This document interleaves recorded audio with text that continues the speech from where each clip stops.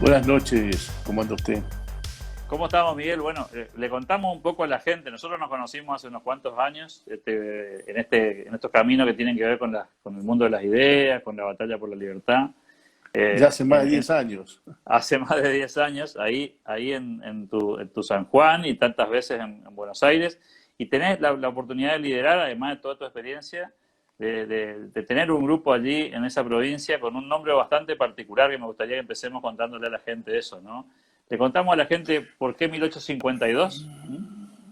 Bueno, 1852 es por la publicación de las bases de Alberdi. Nosotros vimos cuando el Partido Bloquista de San Juan se fue con el kirchnerismo, un grupo de dirigentes vimos la necesidad de crear un think tank del interior del país que reflejara el federalismo, que reflejara las ideas de Sarmiento, las ideas de Alberdi, porque creo que Argentina necesita la república. Argentina tiene que terminar con todo este tipo de dictadorzuelos que creen que son los salvadores de la Argentina y realmente cada día la hunden más. Yo creo que la república es un sistema imperfecto, hay que irlo perfeccionando, pero de todos los sistemas creo que es el mejor que hay. En ese sentido, tu lucha, y lo pusimos como título, ¿no, Miguel? Que tiene que ver con la república, con si se puede salvar esta república, si no la estamos perdiendo. ¿Cuál es tu fotografía del presente respecto de eso, sobre todo después del proceso Macri, ¿no? Después de la etapa de un gobierno que parecía haber interrumpido esa secuencia tan dramática que vivió la Argentina y que parece que volvimos otra vez al ruedo. El, el gobierno de Macri ganó principalmente por Córdoba. El voto directo ha perjudicado al interior de una manera terrible, porque lo único que hizo fue abandonarnos eh, a, abandonarnos para que los grandes centros urbanos decidan quién es el presidente de la nación. O sea, el interior con el voto directo perdió muchísimo.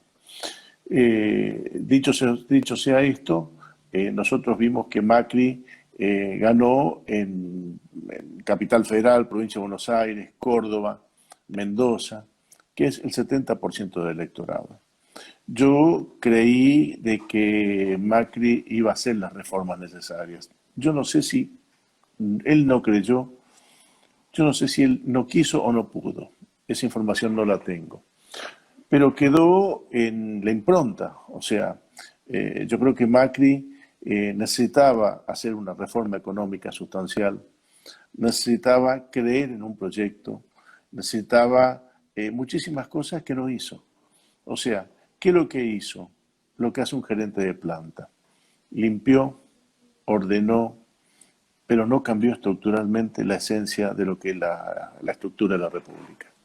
La estructura de la República no hablo de lo que es el sistema, modificar las columnas vertebrales, que son justicia, seguridad, sino cómo mejoramos las libertades, cómo defendemos el capitalismo. O sea, el capitalismo, o sea, la propiedad privada.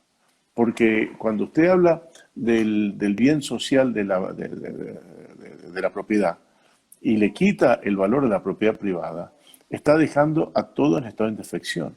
Entonces, yo creo que es necesario volver a las ideas de Alberdi, es necesario volver a las ideas de Sarmiento, y la República es la que engloba esas dos ideas. Fíjense ustedes cuando perdió Juan Manuel de Rosas, había dos ideas predominantes en el país. Por un lado, la de Sarmiento, que era pasar a deshuello a todos los rosistas, y por otro lado, la de Alberdi, que quería incorporar a los rosistas al proceso de la organización de la República. Los grandes artífices de todo esto fueron Urquiza y Mitre, en donde le dieron ese marco republicano, esa república, donde todas esas ideas políticas podían confluir. Podían confluir en donde cuando nosotros hablamos de república, ¿qué es lo que estamos hablando? Y estamos hablando de libertad de expresión, libertad de prensa, estamos hablando de alternancia en el poder, estamos hablando de las garantías individuales, estamos hablando del respeto de la propiedad privada. O sea, estamos hablando de educación, estamos hablando de ética, que no nos podemos olvidar, más en esta época. Más en esta Y, y época. en, y en ese sentido, Miguel, la pregunta sería, ¿cómo sentís que ese proceso, trayéndolo acá, ¿no? Excelente tu descripción de la mirada de Sarmiento y de Alberdi, y digo, viniendo acá, está la grieta, ¿no? Esta grieta contemporánea que tiene una larga historia, que me gustaría un poco tu mirada sobre esa grieta. Si es una grieta vieja, si es una grieta nueva, o cuáles son las características de esta grieta contemporánea, ¿no? La provincia de Río de la Plata, después la República Argentina, vivieron permanentemente con diversas ideas. Primero fueron, la primera grieta que existió fue la de si íbamos a ser independientes o íbamos a ser una colonia, eso hasta 1816. ¿Qué es lo que preponderó? La independencia. Cuando en 1816 se define la independencia. De 1816 a 1853, ¿qué se debatió entre unitarios y federales? Una profunda división del país de cómo nos íbamos a organizar. Entonces, de 1853 se logró, o sea, la república tiene que contener a todos los que pensemos distintos. O sea, el que piensa distinto, no hay ningún problema mientras respete las reglas de la república. O sea, nosotros que somos liberales tenemos que respetar a aquel que piensa distinto. Tiene derecho a estar equivocado. O sea, es una chanza, pero tiene derecho a estar equivocado. O uno también tiene derecho a estar equivocado. Entonces, yo creo que lo único que contiene todas esas fuerzas políticas, todas esas fuerzas de ideas es la república. ¿Por qué? Porque tiene posibilidad de expresarlos. Los países serios, ¿qué es lo que hacen? Y bueno, tienen un respeto por la oposición. La oposición se va construyendo en la medida de que es oposición y que necesita tener una posibilidad de recambio. Pero este tipo de gobiernos en donde son casi totalitarios, donde son ellos y el abismo, donde no permiten que la oposición se reconstruya, que la oposición pueda tener una oferta clara, lo único que hacen es atentar a la República. Yo me eduqué en un bachillerato humanista, en donde estudié durante muchos años lo que era la antigua Grecia y la antigua Roma. Roma tuvo siete reyes, 273 años de república, y después vino el imperio, cuando Julio César realmente destruye la república. Y cuando uno ve los diálogos y lo que hacían los senadores romanos para defender la república, realmente son muy actuales. O sea, cuando uno lo va y lo mira y lo lee y lo repasa, dice, el hombre qué es lo que ha crecido, y ha madurado, y se ha sofisticado, pero los elementos básicos nosotros tenemos un permanente ir y venir, y eso es formación. En este momento la grieta, yo creo que la grieta fundamental la tiene Cristina. La tiene Cristina porque tenemos distintos modelos de país. Y está bien tener distintos modelos de país. Lo que pasa es que lo que está mal es tratar de imponerlo a la fuerza cuando no tiene los elementos suficientes. Hay que tener presente que esta administración, la de Alberto Fernández y Cristina Fernández, ganó por el 6%. O sea, no ganó con el 25%. Cuando usted tiene una brecha de un 25% respecto al segundo, indudablemente tiene unas libertades políticas que no la tiene cuando ha salido cabeza a cabeza. Entonces, si usted me dice, bueno, este gobierno, ¿con qué promesa llegó? Y bueno, la primera promesa que hizo Alberto Fernández, que iba a mandar él. La segunda promesa que hizo Alberto Fernández, o sea, que él prometía moderación. La tercera promesa, que iba a bajar la inflación. La cuarta promesa, que iba a subir las jubilaciones. Bueno, cuando nosotros empezamos a repasar todas las promesas de Alberto Fernández, vemos que indudablemente no ha cumplido ninguna. Y con la pandemia, cuando nosotros llegamos a la pandemia lo que yo veo que ninguno de los disertantes, en ninguno de los foros, analiza en profundidad lo que nos ha pasado. Nosotros vimos que La pandemia cuando empezó en China, nos impresionó cuando pasó por Italia y nos impresionó profundamente.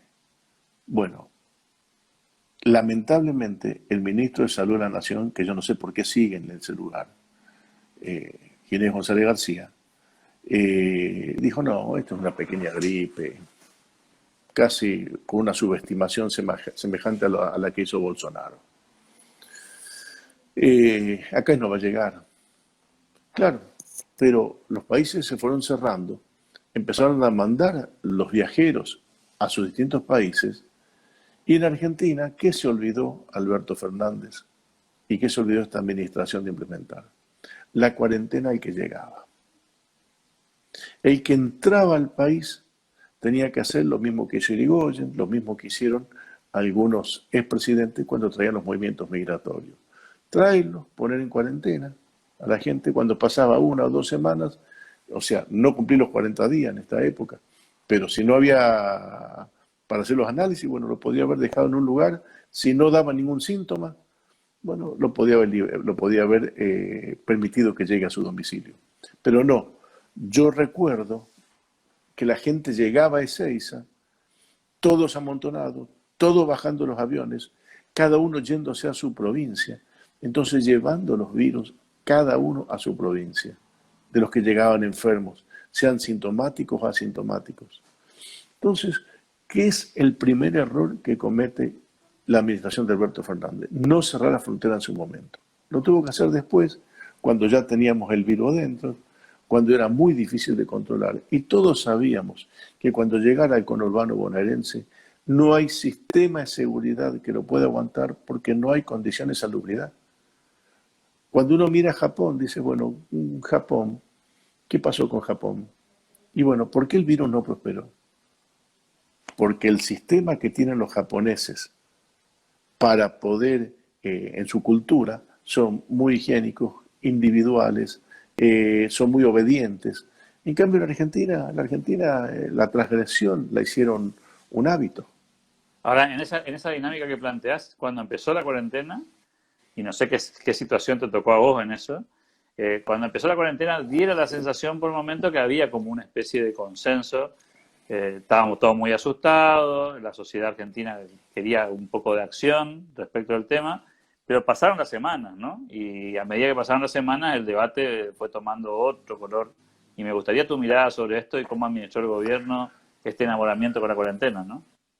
Cuarentena son 40 días, no 150 días. Primero y principal. Después estamos en el siglo XXI, no en la Edad Media. En la Edad Media usaban la cuarentena. Cuando algunos se infestaban, llegaba un barco infestado, lo ponían en cuarentena a ver quiénes sobrevivían y quiénes morían. Cuando entraban los inmigrantes acá a Argentina, como traían algunas enfermedades que aquí no estaban, entonces los ponían, o sea, en cuarentena. Ahí en el puerto de Buenos Aires todavía hay galpones donde paraban los inmigrantes.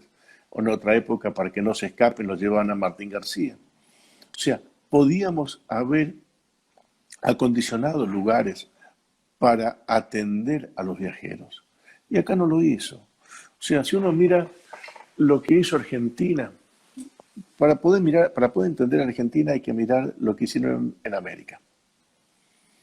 Hay 3 modelos, con 3 modelos se caracterizaron como frente a la cuarentena.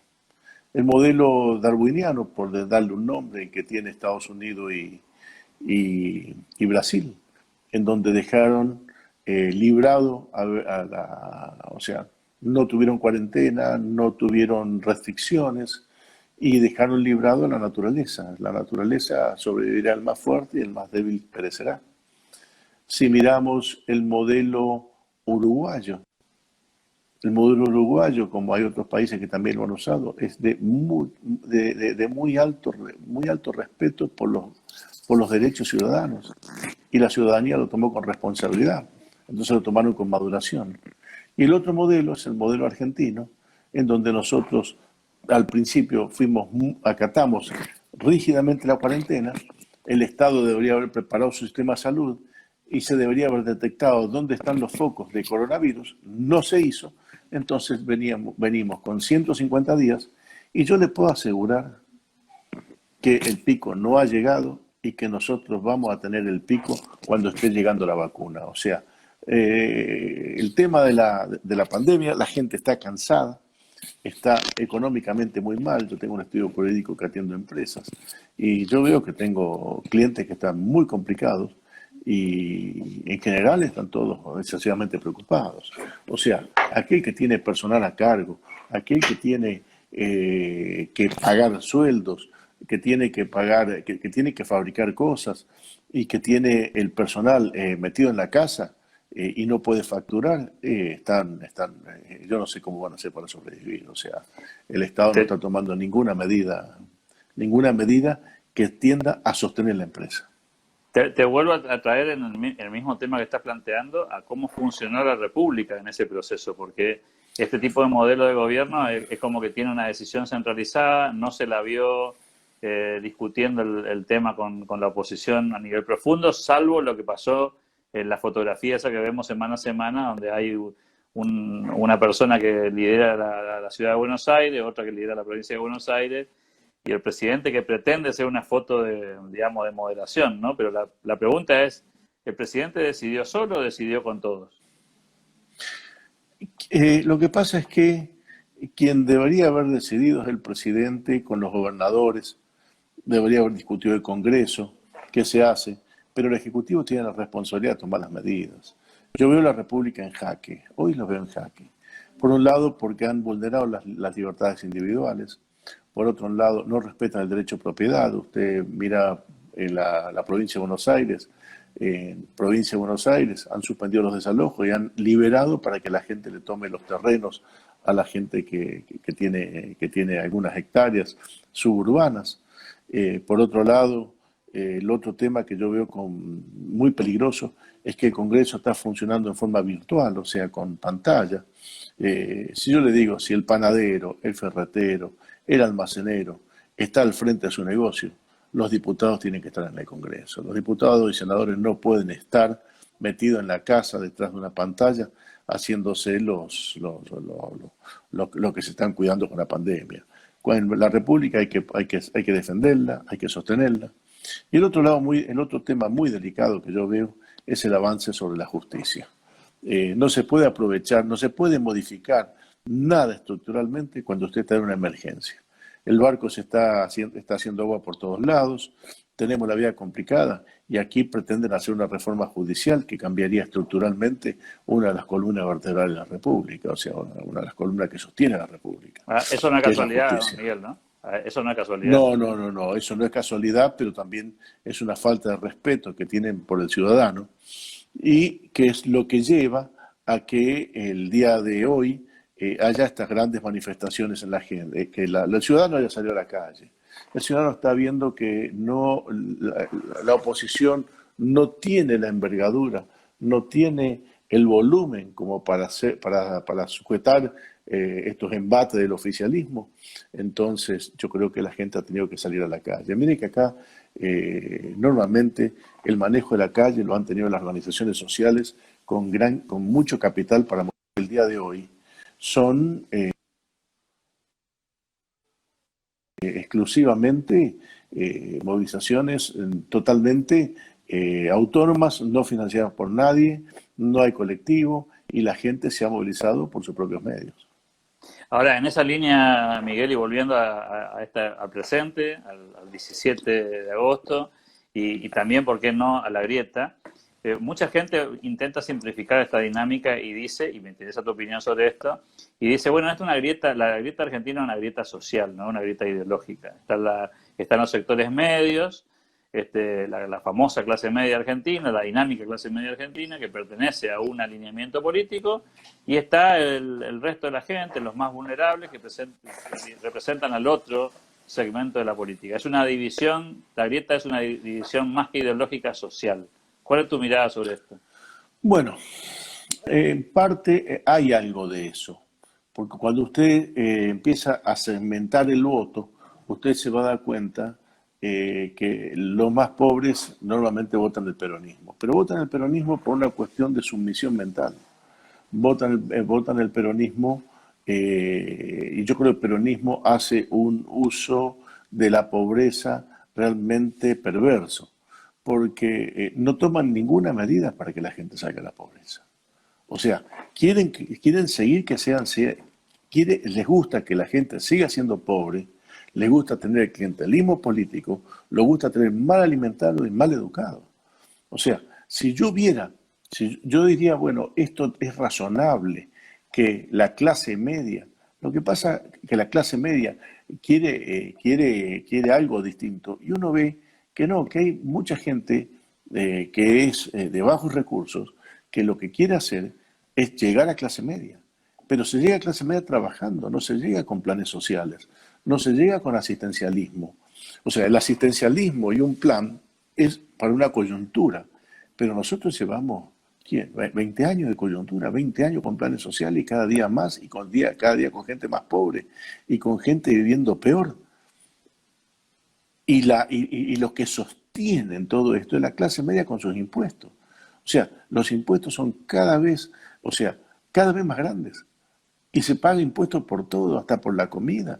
Entonces me hablan de hambre, este gobierno dice, bueno, está pasando hambre la gente, y le sube el IVA a la leche, y le sube el IVA a los alimentos básicos. Entonces eso no tiene sentido. O sea, si nosotros vamos a enfocar para que la gente salga de la pobreza, sale de dos formas, estudiando y trabajando. Aquel que no puede estudiar porque tiene que salir a trabajar, bueno, tiene que salir a trabajar. No va a salir con planes sociales, no va a salir con asistencialismo. El asistencialismo es una coyuntura y eso tenemos que aprenderlo. Porque esa familia que recibe un cheque de alguien, o sea, del Estado, es porque alguien le dio dinero al Estado para que pudiera dar ese cheque. Y lo que yo veo es que la política en Argentina, y lamentablemente tengo que englobar la Stanley también, porque aumentó los planes sociales, no tienen respeto por el contribuyente. La persona que trabaja todos los días, que cumple con las reglas, que paga sus impuestos, es el condenado. Y no es así. Y no debería ser así. Y quiero ir ahí quiero ir al hueso con tu planteo, Miguel, porque me parece que muchos, me incluyo en la lista, teníamos una esperanza mayor, menor, de que ese proceso podía venir de la mano del final del 2015 y el inicio de una nueva etapa.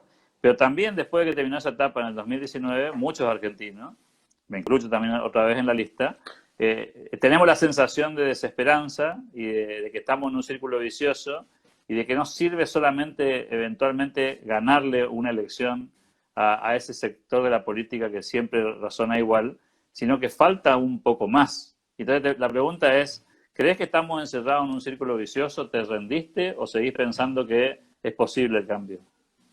Yo creo que es posible el cambio. Yo creo que los errores que cometió Macri son errores profundamente conceptuales. Una cosa es ganar la elección y otra cosa es gobernar.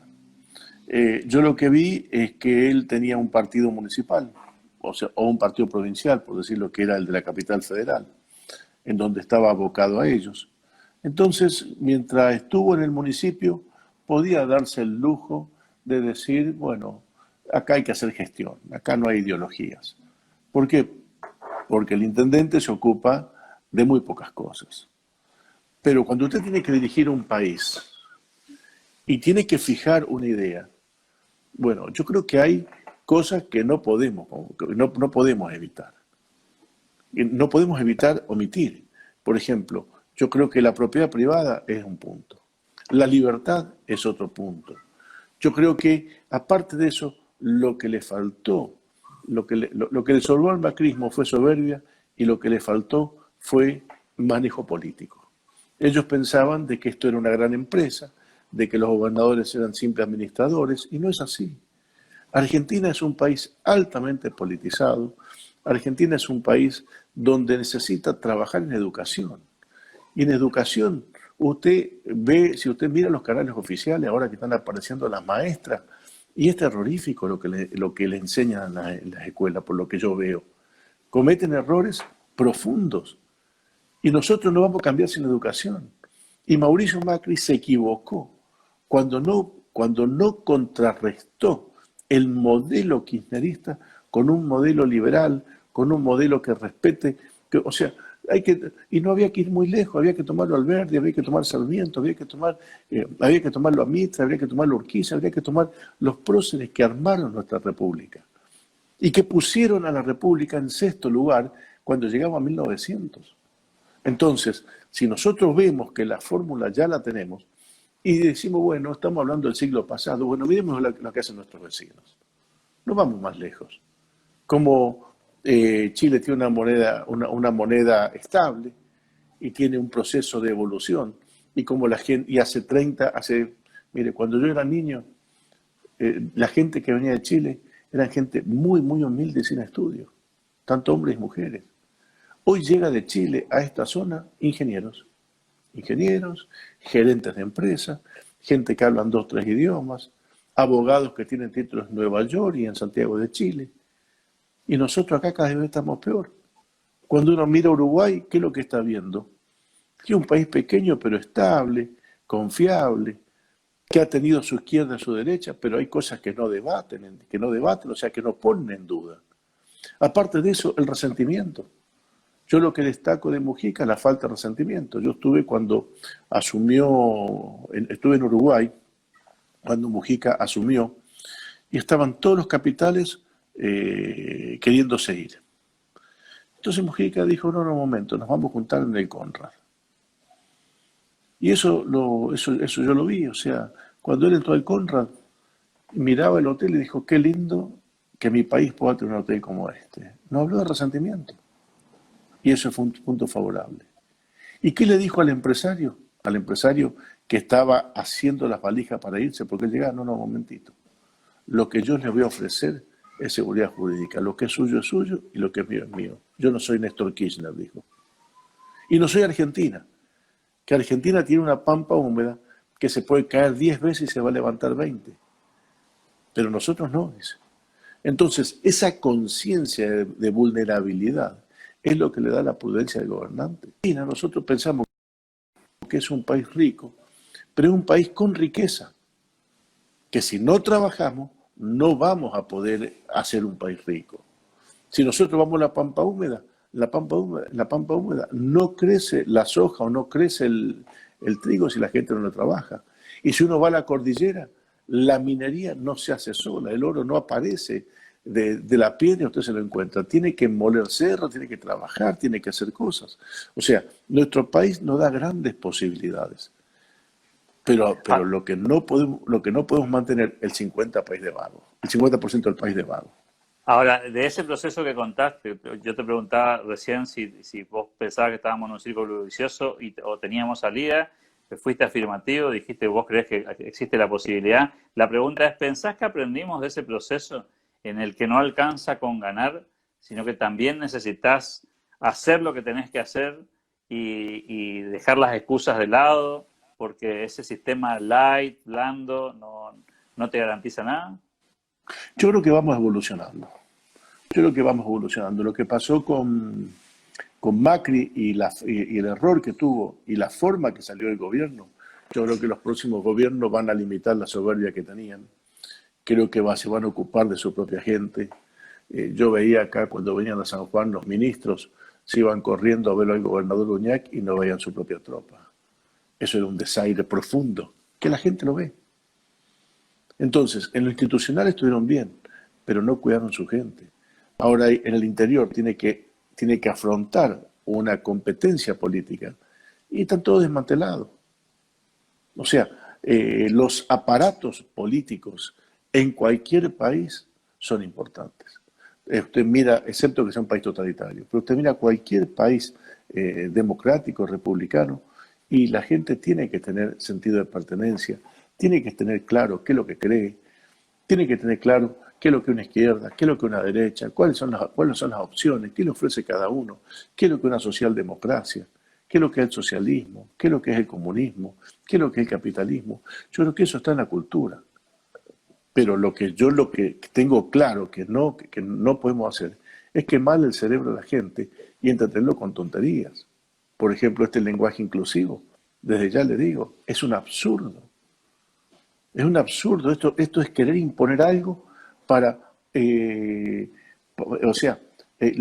yo veo que los jóvenes con bajo nivel cultural o fanáticos kirchneristas, lo toman como si fuera algo importante, pero es una tontería. Si lo importante es el idioma de poder comunicarse, y el español y el castellano es tan rico en sus verbos, en su forma de decir las cosas, en su forma de expresarse. ¿Qué es lo que tiene que ser para que haya inclusión? Y para que haya inclusión hay que tratar bien a los viejos, hay que darle educación a la gente, hay que darle lugar a la mujer, pero usted no arregla todo poniéndole una E al final. Es una estupidez. Respeta las libertades, se respeta lo que cada uno piensa, cada uno de la puerta para adentro, nuestra Constitución le dice, cada uno vive como quiere. Pero de ahí en más, le digo, o sea, yo creo que lo que nos falta es un proceso de maduración. Y de la oposición, yo lo que me imagino de que la gran soberbia que habría del 2015, donde pensaban que era el gabinete de los mejores últimos 100 años, o 200 años, no sé cuánto dijeron, yo creo que es un tema en donde el próximo gobierno lo va a repensar. Yo creo que van a tomar en serio lo que es el adversario, van a tomar en serio lo que es las ideas políticas, y yo creo que el país necesita una integración. Este enano macrocefálico, en donde todo el interior, para poder tener futuro, va al conurbano bonaerense a vivir como pobre allá, yo creo que eso no. Yo creo que las provincias, todas las provincias que estamos pegadas a la cordillera, tienen posibilidades mineras, tienen posibilidad de desarrollarse, y las que están en la otra zona, yo creo que lo que hay que hacer es sacar lo mejor de cada uno, pero siempre trabajando. ¿Cuánto has jugado en esta descripción tan interesante que plantea Miguel, la cultura del centralismo? Cuando digo la cultura del centralismo no me refiero solamente a los porteños, sino a cierta gente que vive en el interior que tiene una mirada tan centralista como los que viven en la capital federal, digo, ¿no? Lo que pasa es que Dios está en todos lados, pero acá siempre se dice que atiende en Buenos Aires. Atiende en Buenos Aires. Cuando Alfonsín dijo que era necesario cambiar la capital federal, no estaba errado, porque Buenos Aires, nosotros en la época de la colonia, la Revolución de Mayo se armó en la Plaza de Mayo, se armó en Buenos Aires y después se contagió todo el país. Brasil tenía el mismo problema nuestro, y en una época estuvo la capital en Río, en otra época la capital estuvo en Sao Paulo, hasta que hicieron llevarlo a Brasilia. Cuando lo llevan a Brasilia, ellos trataron de corregir ese centralismo tan grande. Yo creo que nosotros, todo el país está irradiado hacia Buenos Aires. Yo creo que ese centralismo lo vamos a neutralizar con federalismo, lo vamos a neutralizar con autonomías, pero no autonomías fomentando el caudillismo del interior. Nosotros tenemos que hacer una república integral. Nosotros tenemos que terminar con las contra reelecciones. Yo creo que tanto el presidente como los gobernadores tienen que tener un solo periodo, no pueden tener más tiempo. Un solo periodo, 4 años, es poco tiempo. Nosotros tenemos acá el ejemplo más cercano es el de Mendoza, cuando los gobernadores están un solo periodo como gobernador. Los gobernadores que salen son casi todos próceres, o sea, no pueden haber grupo de ladrones, no pueden haber tiempo para organizarse. Tienen que ponerse 4 años a hacer, porque por 4 años pasa rápido. Entonces, yo creo que sería muy importante para todos nosotros, para el manejo de la República, que ni el presidente, ni los rectores de las universidades, ni los gobernadores, ni los intendentes, ninguno pueda tener más de un periodo para que haya circulación. ¿Por qué? Porque cuando tiene un periodo, imagínese usted, no hablemos de lo que es el no peronismo. Imagínese, si Menem no hubiera tenido el primer periodo y se hubiera ido, hoy estaría en el bronce, no estaría repudiado como es. Si Néstor Kirchner, fíjese de quién estoy hablando, hubiera tenido el primer periodo y se hubiera ido bien, porque no hubiera tenido tiempo real de armar a todos esos bandidos. Y si lo hubiera armado, se hubiera tenido que ir. Entonces, yo creo que alguien decente en política tenemos que tener, pero nosotros necesitamos profundizar la República, profundizar la alternancia, no darle tiempo a armar camarillas de delincuentes que se apoderan de lo que es un gobierno se eternizan en eso y nosotros, títulos nobiliarios. Y el otro tema que hay que tener claro, el funcionario es un empleado del que paga los impuestos.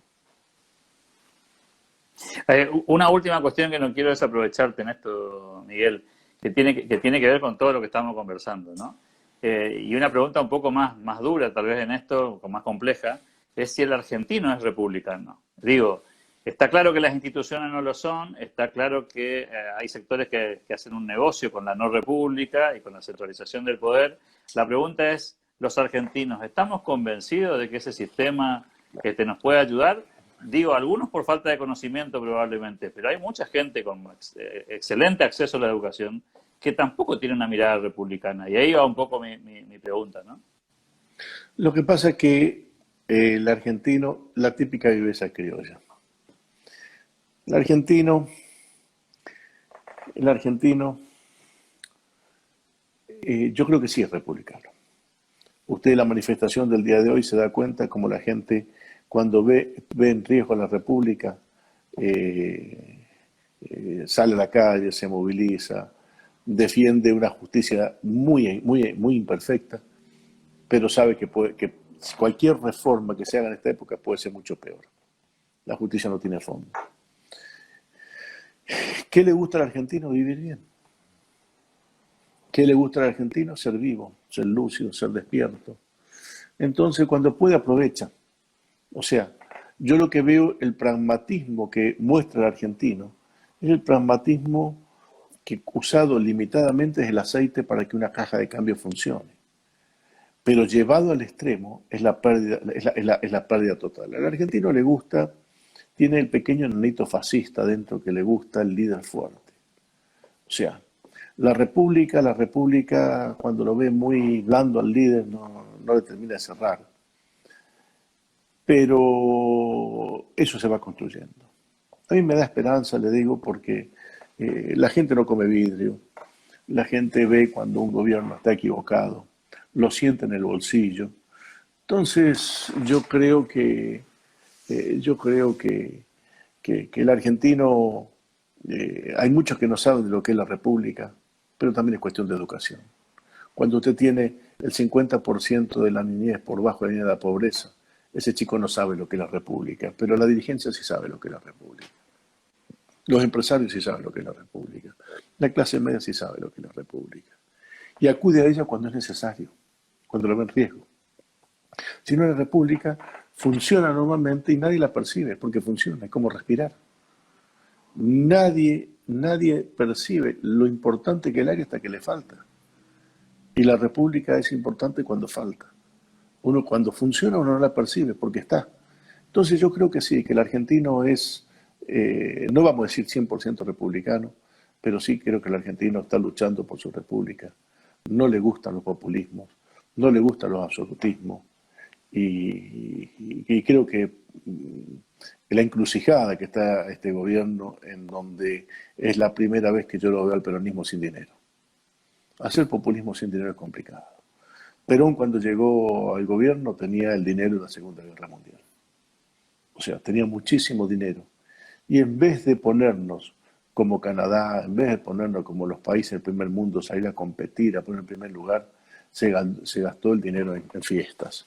En fiestas, populismo, el culto a su persona. Y fíjese usted lo que habrá robado que vivió tantos años en España a costa de los ahorros que tenía, que había sacado de acá de la Argentina, porque él era un general y tendría que haber ganado el sueldo general, y no tuvo otro empleo que el de general. Entonces, un general de la República. Entonces, yo creo que eso es un tema en donde nosotros no podemos permitir la corrupción de los dirigentes. Y cuando uno mira a Belgrano, cuando uno mira a San Martín, que murieron pobres y fueron tan grandes obras, entonces me impresiona cuando nosotros les permitimos que al referente de nuestra república estén llenos de dinero y con un pueblo pobre, como los gremialistas. Gremialistas ricos, obrero pobre, o sea, Yo creo que eso es un tema que nosotros tenemos que corregir. Y eso se va a corregir con República, con seguridad jurídica. Nosotros tenemos que exigir la República, la seguridad jurídica. Tenemos que exigir la ética de nuestra gente, de nuestros dirigentes. Nosotros no podemos seguir siendo todo un país en donde sean todos vivos y todos se aprovechen de los demás. Creo que en algún momento el proceso de maduración va a venir. Miguel Arancibia, agradecidísimo por tu tiempo en un día feriado encima, que te hemos robado tiempo de la familia. Gracias por tu disposición de siempre. Un saludo para todos los amigos de San Juan y de 1852 y vamos a estar en contacto, por supuesto, como siempre. Así que un abrazo gigante para vos y para toda tu gente. No, muchas gracias por la posibilidad, por la entrevista. Realmente quedo a su disposición. Un abrazo gigante y hasta pronto. Muchas gracias.